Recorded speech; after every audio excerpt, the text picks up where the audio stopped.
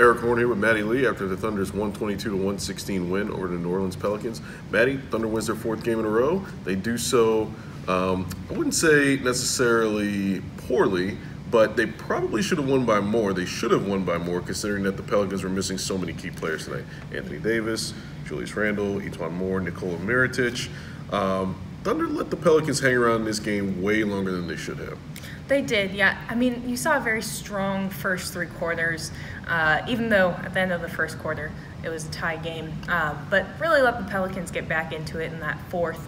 But when they were really cooking, especially that second quarter, jumping out to a lead, they were taking advantage of AD not being in the game. Look, Thunder's at its best when it's moving the ball, it's focused on defense, it's defensive rebounding. It did that for particularly the middle two quarters. Fourth quarter, there was definitely some letdown there in that regard. The defense is where it started. The letdown started for the Thunder in the fourth quarter because their offense actually started off pretty well. They were shooting around 45-50%, but the Pelicans make 8 out of their first 10, 9 out of their first 12, and then next thing you know, Thunder's leads whittled down to 16-9.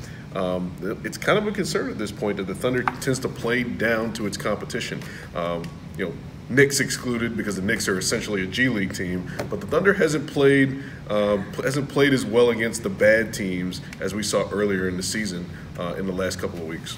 That's true. And tonight, at first, you didn't have the shooting that we've seen from the Thunder for the past couple nights.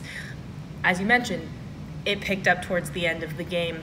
But the Thunder, as we've said time and time again, can't rely on that shooting. They're not a three-point shooting team especially. They have to have that defense consistent through four quarters.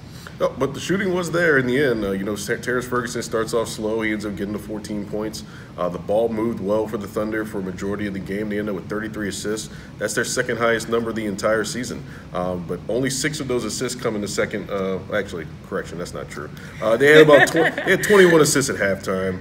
They had, I guess, whatever the difference is between that, I guess 12 after halftime. But the ball did move well for the Thunder for the most part tonight.